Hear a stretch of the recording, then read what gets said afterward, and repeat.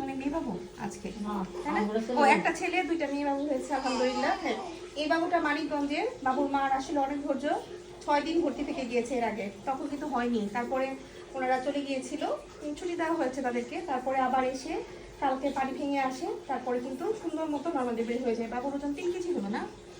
3 KG, তাই না? বাচ্চার মার, সত্যি কথা, প্রত্যেকটা বাচ্চার মার ধৈর্য। ওর বাচ্চার মারও খুবই ধৈর্য ছিল, এই বাচ্চার মারও খুব ধৈর্য ছিল।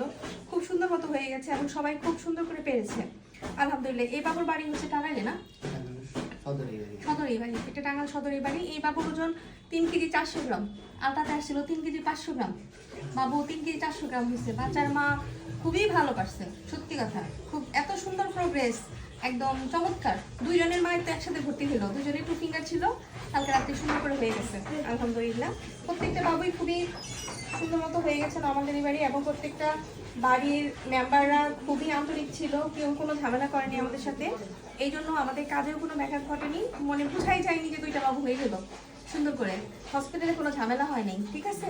অনেকেই আছে যে ওই যে বাচ্চার নাম ওরা কান্নাকাটি করে, কালকে কিন্তু এরকম হয়নি। কালকে সবার ধৈর্য ছিল এবং সবাই জানে যে আসলে ধৈর্য ছাড়া কখনো নর্মাল ডেলিভারি হয় না, ধৈর্য তুলে নর্মাল ডেলিভারি হয়। এই যে এত দূর দূরান্ত থেকে আসে একমাত্র বিশ্বাস নেই, দেখেন কত দূর থেকে আসছে ওনারা, এসে ভর্তি থেকে আবার চলে গেছে, আবার কিন্তু আসছে, বুঝতে পারছেন? পানি ভেঙে চলে আসছে।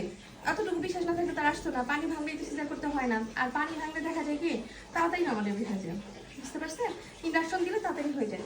যাই হোক, প্রত্যেকটা বাবুর জন্য দোয়া করবেন যাতে প্রত্যেকটা বাবু সুস্থ থাকে আল্লাহর রহমতে এবং ভালো মানুষ হয়, ঠিক আছে? সবাই ভালো থাকবেন, সুস্থ থাকবেন, যে যেখানে আছেন সেখান থেকে নর্মাল ডেলিভারির চেষ্টা করে যাবেন। আল্লাহ হাফেজ।